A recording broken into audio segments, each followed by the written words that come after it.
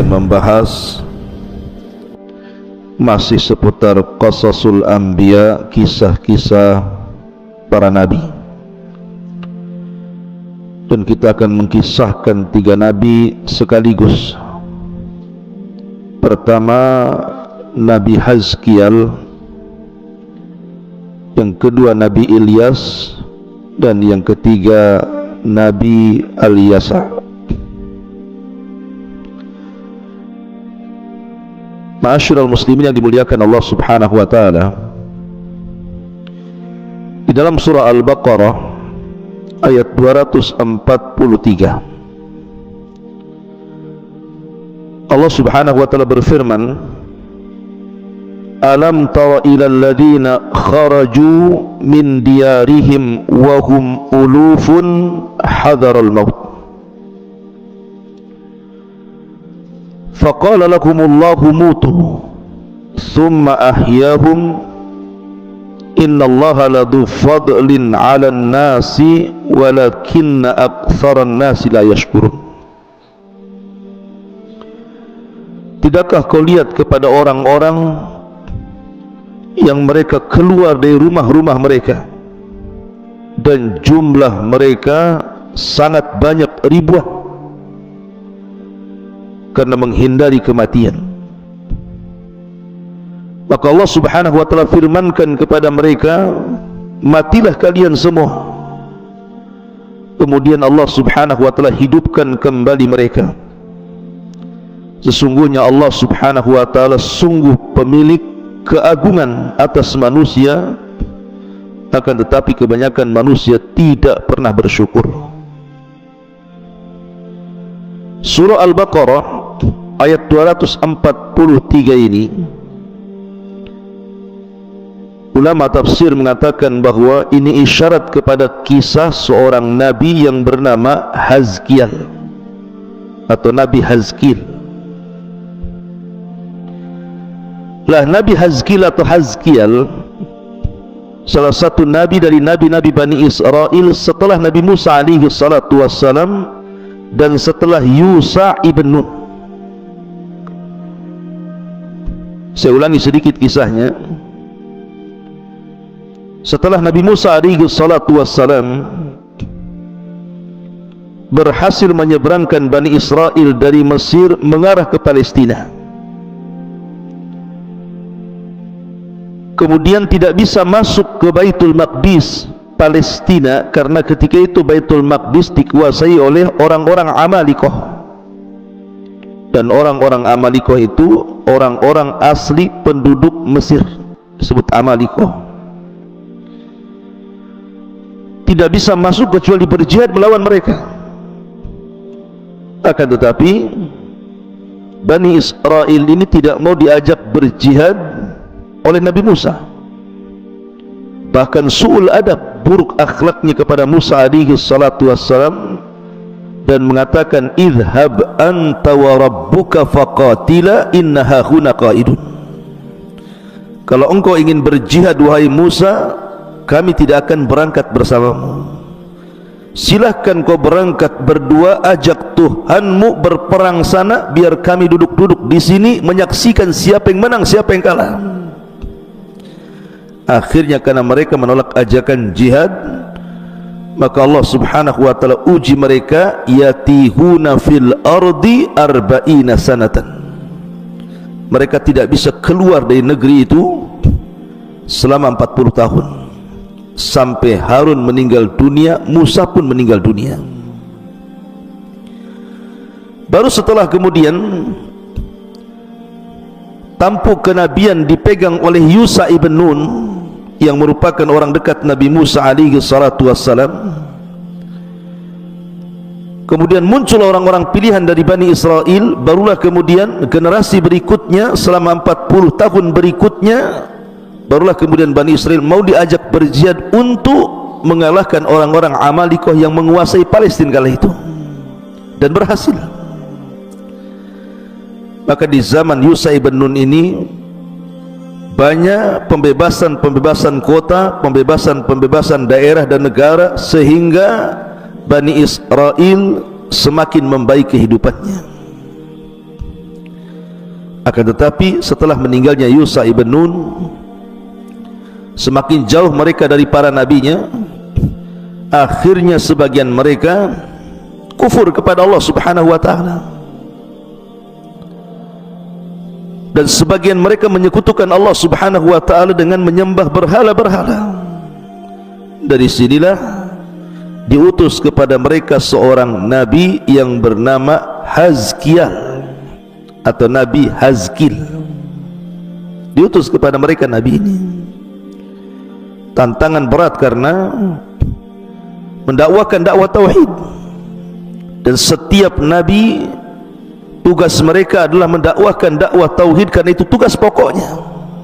Walaqad ba'atsna fi kulli ummatir rasulan an i'budullaha wajtanibut taghut.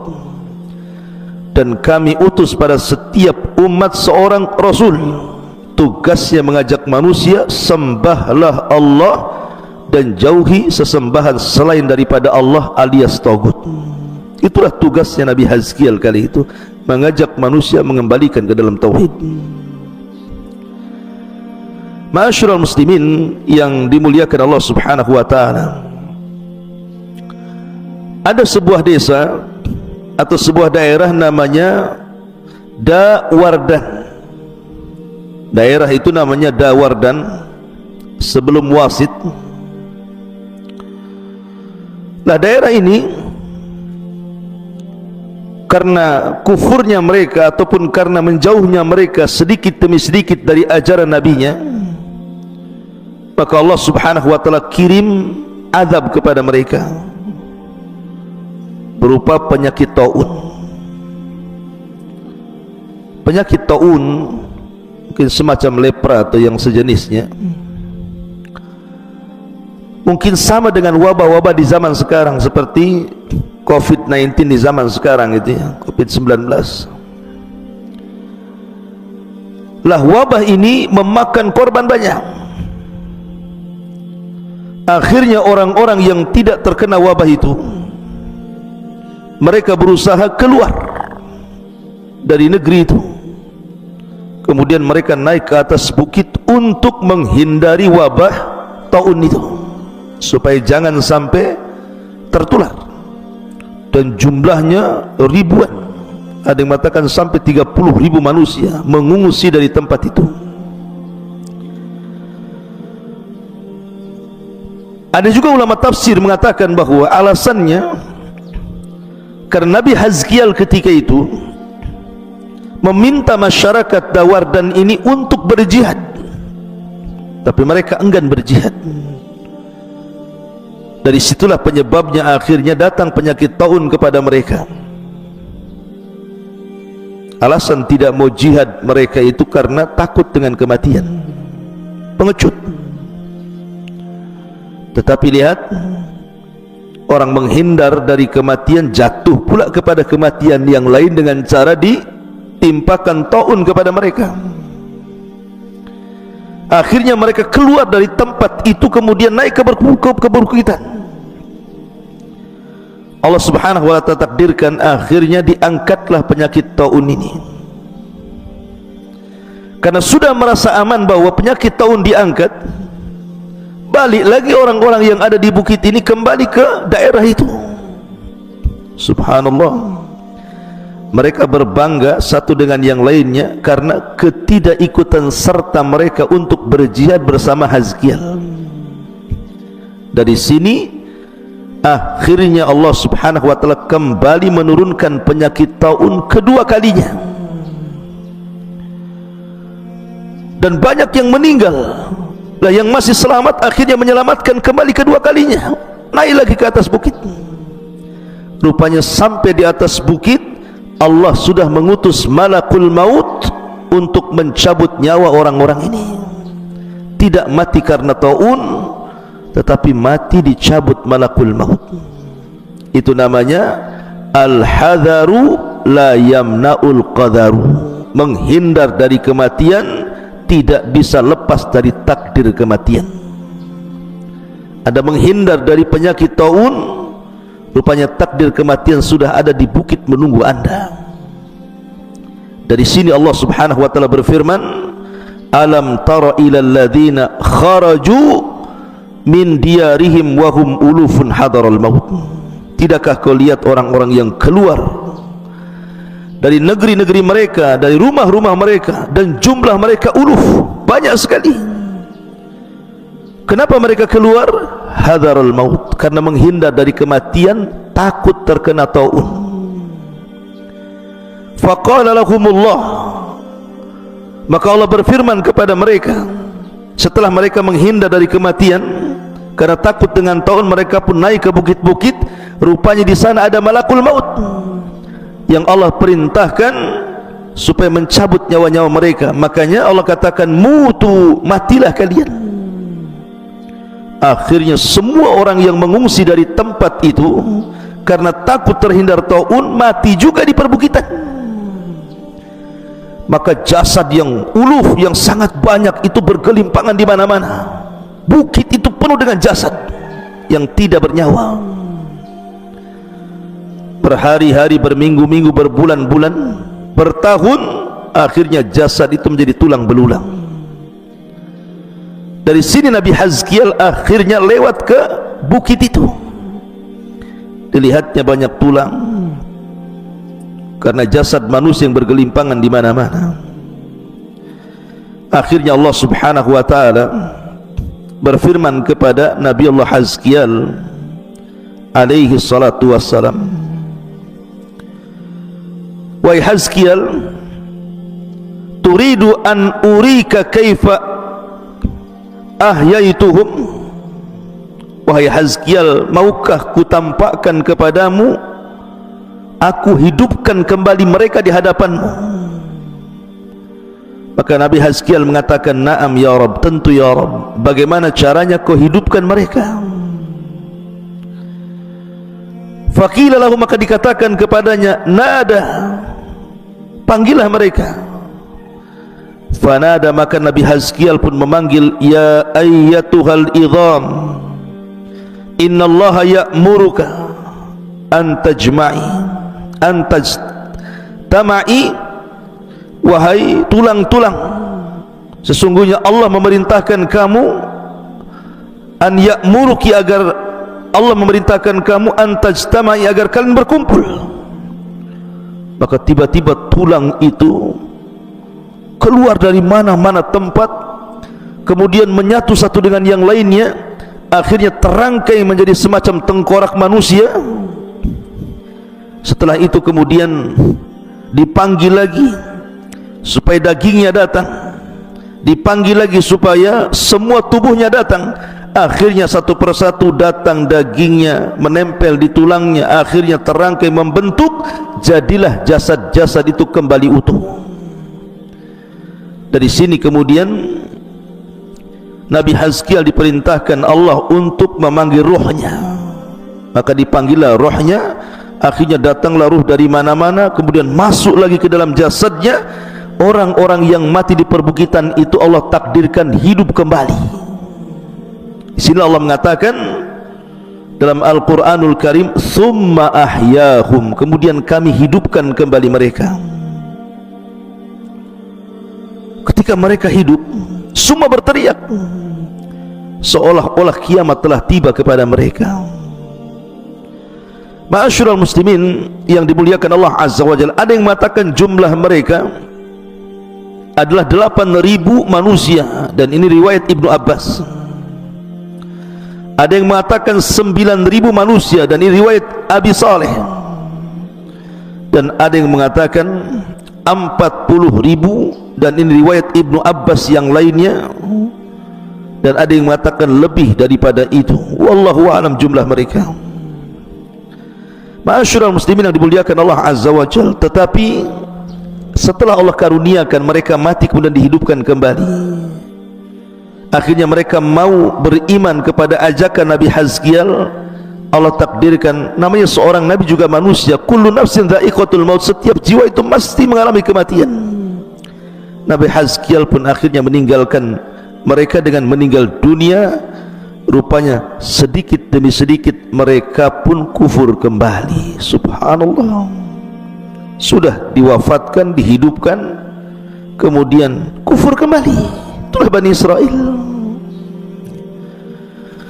Dan tentang syariat ta'un ini di dalam Islam, Nabi SAW bersabda dalam sebuah hadis, idza kana bi ardin wa antum biha fala takhruju firaran minhu wa idza sami'tum bihi bi ardin fala taqdumu alaihi. Apabila ada sebuah wabah semacam taun di sebuah negeri, yang di dalam jangan coba-coba keluar. Dan kalau kalian mendengar di sebuah negeri terkena wabah taun, yang di luar jangan masuk ke dalam. Jadi dari dalam jangan keluar, yang dari luar jangan ke dalam. Ma'asyiral muslimin yang dimuliakan Allah Azza wa Jalla. Dan itulah syariat kita. Seperti itu. Kalau seandainya di Batam ini terkena wabah, di tempat-tempat lain tidak terkena wabah, maka kita yang ada di sini jangan keluar. Dan orang-orang luar jangan masuk, supaya tidak menyebar. Ini kisah Nabiullah Hazkiel alaihi salatu wassalam. Setelah Nabiullah Hazkiel meninggal dunia, maka kenabian kemudian jatuh kepada Nabiullah Ilyas.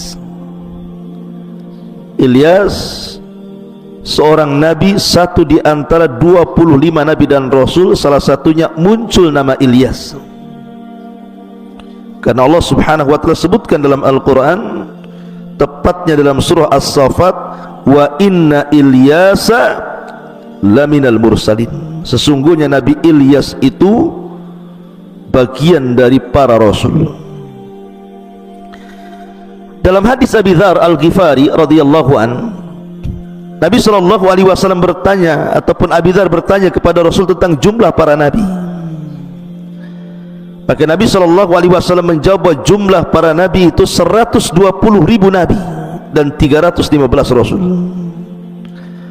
Tetapi yang kita kenal adalah 25 nabi dan rasul, karena itu tercantum dalam Quran. 15 nama terurut dalam suratul An'am, atau 18 nama para nabi terurut dalam suratul An'am, dan yang lainnya bertebaran di beberapa surat dan ayat dalam Al-Quran, sehingga jumlahnya genap menjadi 25 nabi dan rasul. Ada yang disepakati dan ada yang diperselisihkan. Seperti yang diperselisihkan Khidir alaihi salatu wassalam, apakah dia nabi atau bukan. Luqman, apakah dia nabi atau bukan. Kemudian juga Maryam, apakah dia nabi atau bukan. Ma'asyiral muslimin yang dimuliakan Allah, kemudian Dzulqarnain, apakah dia nabi atau bukan, itu diperselisihkan. Tapi yang 25 nabi dan rasul itu disepakati, mereka nabi dan rasul yang wajib diimani setiap orang yang beriman. Satu saja diingkari, maka sama dengan mengingkari semua para nabi dan rasul. Makanya Allah mengatakan, la nufarriqu baina ahadin mir rusuli. Kita tidak boleh membeda-bedakan di antara para nabi dan rasul. Ada yang mengatakan bahwa Nabi Ilyas adalah Idris, sebagaimana Imam Bukhari menyebutkan riwayat Abdullah ibn Mas'ud dan mengatakan bahwa Ilyas itu adalah Idris. Bahkan Abdullah ibn Mas'ud membacakan kalimat salamun ala al-Yasin, dibaca Idrasin, karena Abdullah ibn Mas'ud menyamakan bahwa Ilyas adalah Idris. Dan ini pendapat yang dikuatkan oleh beberapa para ulama. Di antaranya yang menguatkan pendapat ini adalah Dhahhak, kemudian Imam Qatadah ibn Di'amah dan Muhammad ibn Ishaq. Akan tetapi pendapat Imam Ibnu Katsir Ad-Dimaski, atau dikenal dengan Ibnu Katsir, karya besarnya Tafsirul Adim Ibnu Katsir, mengatakan bahwa Ilyas dan Idris itu dua orang yang berbeda. Artinya Ilyas sendiri, Idris sendiri. Ilyas ada ceritanya, Idris ada ceritanya. Karena Idris itu hidup setelah Nabi Syith alaihi salatu wassalam, setelah Nabiullah Adam alaihi salatu wassalam, Adam, Syith, kemudian Idris. Tapi Ilyas ini hidup Setelah Nabi Musa, kemudian lewat Yusha ibn Nun, kemudian Hazkiel, baru kemudian cerita masuk pada Ilyas alaihi salatu wassalam. Adapun nasab Ilyas sendiri, Ilyas ibn Yasin. Jadi Ilyas ibnu Yasin. Makanya ada yang mengatakan Ilyasin, ada yang mengatakan Ilyas karena namanya Ilyas ibn Yasin. Dan kalau menurut urutan nasab, maka sampai nasabnya kepada Harun alaihi salatu wassalam, saudara daripada Musa alaihi salatu wassalam. Jadi Ilyas ini turunan Nabi Harun, saudara dari Nabi Musa alaihi salatu wassalam, salah satu nabi dari nabi-nabi Bani Israel. Kemana Ilyas ini diutus? Ilyas ini diutus kepada Bani Israel yang terletak di bagian barat Damaskus. Ada yang mengatakan diutus ke Syam di Libanon. Kenapa ke Lubnan? Karena dalam kisah Ilyas ini akan terkait dengan berhala namanya Ba'labak. Ada berhala namanya Ba'labak, dan Ba'labak itu kalau sekarang terkenal adalah sebuah kota Ba'labak di Lubnan, di Libanon, di Syam sana. Ada namanya Madinatu Ba'al, nisbat kepada Ba'labak. Berarti Ilyas ini diutus kepada sebuah negeri di Syam, di Lubnan, di sebuah kota namanya Madinatu Ba'al. Di situ ada berhala yang disembah oleh kaumnya, namanya Ba'labak. Sebagian ahli tafsir mengatakan bahwa Ba'labak itu satu di antara nama-nama patung, namanya patung Ba'labak gitu. Tapi ada juga yang mentafsirkan bahwa Ba'labak itu artinya seorang wanita yang sangat super cantik, disembah oleh kaumnya. Menyembah seorang wanita yang sangat cantik, karena cantiknya akhirnya disembah dan menuruti apa kata-katanya. Lah Ilyas ini diutus kepada kaum yang menyembah berhala. Berhalanya namanya Ba'labak itu. Makanya Allah Subhanahu wa taala berfirman dalam surah As-Saffat ayat 132 sampai 123. Wa inna Ilyas laminal mursalin idh qala liqaumihi ala tattaqun atad'una ba'lan wa tadharuna ahsanal khaliqin Allahu rabbukum wa rabbu abaikumul awwalin. Dan sungguh Ilyas termasuk seorang rasul. Ketika dia berucap kepada kaumnya, mengapa kamu tidak bertakwa kepada Allah? Pantaskah kalian menyembah Ba'al, artinya berhala namanya Ba'al itu, sementara kalian tinggalkan sebaik-baik pencipta, yaitu Allah, yang merupakan Tuhanmu dan Tuhan bapa-bapakmu yang terdahulu. Apa yang terjadi? Seolah-olah Nabi Ilyas mengatakan, mana akal kalian? Di hadapan kalian ini hanya patung, batu yang tidak mendatangkan manfaat dan madarat. Kalian mati-matian menyembah batu itu, sementara kalian meninggalkan Allah yang sudah jelas-jelas menciptakan kamu, menciptakan bapak-bapakmu, nenek moyangmu. Mana akal kalian? Tetapi sebagaimana Allah Subhanahu wa taala berfirman, fariqan kadzabtum wa fariqan taqtulun. Sebagian Bani Israel terkadang mendustakan ajakan para rasul, bahkan sebagiannya membunuh para rasul. Mereka dustakan ucapan Nabi Allah Ilyas alaihi salatu wassalam, tidak peduli dengan dakwahnya Ilyas. Subhanallah. Fakadzabuhu fa innahum lamuhdharun. Akhirnya mereka pun mendustakan Ilyas, dan mereka kelak akan mendapatkan siksa dari Allah. Ada yang mengatakan siksa dunia akhirat, dan mengatakan siksa akhirat. Illa ibadallah al-mukhlasin, kecuali hamba-hamba Allah yang dibersihkan hatinya dari dosa. Wa tarakna alaihi fil akhirin, salamun ala Ilyasin inna kadzalika nazzil muhsinin innahu min ibadinal mu'minin. Dan kami abadikan untuk Ilyas pujian yang baik, pujian yang baik. Di faktor yang membatasi orang-orang datang kepada orang-orang setelahnya, maka kesejahteraan dilimpahkan kepada Ilyas. Sesungguhnya demikianlah kami memberi balasan kepada orang-orang yang berbuat baik, sesungguhnya dia termasuk hamba-hamba kami yang beriman. Akhirnya ada yang mengatakan mereka pun diazab oleh Allah Subhanahu wa taala berupa pacaklik yang berkepanjangan, wallahu alam. Tapi Al-Quran yang menyebutkan fa innahum lamuhdharun, karena sebab itulah mereka akhirnya diseret ke dalam azab Allah Subhanahu wa taala. Ma'asyiral muslimin yang dimuliakan Allah Subhanahu wa taala, setelah kemudian meninggal Nabi Ilyas, alaihi salatu wassalam, maka wasiat kenabian kemudian diberikan kepada Nabiullah Al-Yasa alaihi salatu wassalam. Ma'asyiral muslimin yang dimuliakan Allah Subhanahu wa taala, siapa Al-Yasa itu? Al-Quran tidak banyak menceritakan. Makanya kalau kita melihat Al-Quran, dari 25 Nabi dan Rasul yang Allah cantumkan dalam Al-Quran itu tidak semua diceritakan secara detail. Ada Nabi yang diceritakan detail, seperti Nabi Musa diceritakan dari kecil, remaja, dewasa, bahkan sampai dakwahnya diceritakan lengkap. 130 ayat lebih bercerita tentang Nabi Musa. Ataupun Nabi Ibrahim alaihi salatu wassalam diceritakan secara lengkap. Jadi ada nabi-nabi dalam Al-Quran itu memang diceritakan secara lengkap.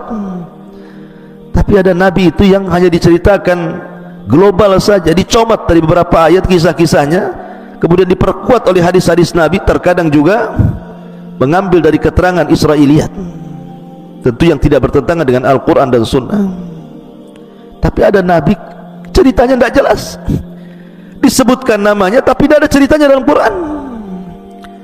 Seperti contohnya Al-Yasa ini, tidak dijelaskan secara detail siapa Al-Yasa ini. Tapi yang jelas ma'asyiral muslimin yang dimuliakan Allah Azza wa Jal, ulama sejarah mengatakan bahwa Al-Yasa ini disebutkan dalam Al-Quran dalam 2 surat. Pertama suratul An'am, yang kedua suratul Sad. Dan ahli sejarah berselisih tentang namanya. Sebagian mereka mengatakan dia adalah Al-Yasa ibn Akhtub. Al-Yasa ibnu Akhtub. Ada juga yang mengatakan sebagaimana riwayat Ibnu Asakir bahwa nasab yang tercantumkan di tarikh Damaskus, Ibnu Asakir mengatakan Al-Yasa huwa Al-Asbat ibnu Adi. Dia adalah Asbat, namanya Asbat, bukan Al-Yasa. Asbat ibnu Adi, yang kalau dirunut, kalau apa namanya, Al-Yasa ibnu Akhtub, berarti kalau dirunut nasabnya sampai kepada Nabiullah Yusuf alaihi salatu wassalam. Tapi kalau Al-Yasa dia adalah Al-Asbat ibn Adi, afwan terbalik. Jadi kalau seandainya Al-Yasa ibnu Akhtub itu dari keturunan yang lain, tapi kalau Al-Asbat ibn Adi yang dimaksud Al-Yasa Al-Asbat ibn Adi, maka kalau dirunut sampai kepada Nabi Yusuf alaihi salatu wassalam, Yusuf ibn Ya'qub ibn Ishaq ibn Ibrahim alaihi salatu wassalam, dan dia adalah anak paman Nabi Ilyas alaihi salatu wassalam. Lah, ketika wasiat kenabian diserahkan oleh Ilyas kepada Al-Yasa, akhirnya Al-Yasa pun meneruskan syariat sebelumnya, mendakwahkan manusia ke dalam tauhid, mengajak manusia untuk kembali kepada Allah Subhanahu wa taala. Karena semakin jauhnya mereka dari kenabian, maka semakin jauhnya mereka dari tauhid, dan mereka menyembah berhala kembali. Maka Ilyas berusaha untuk terus mengembalikan mereka agar jangan menyembah berhala dan kembali kepada tauhid. Ma'asyiral muslimin yang dimuliakan Allah Subhanahu wa taala, karena perjuangan Nabi Yasa ini, subhanallah, banyak orang-orang yang beriman, banyak sekali orang-orang yang beriman.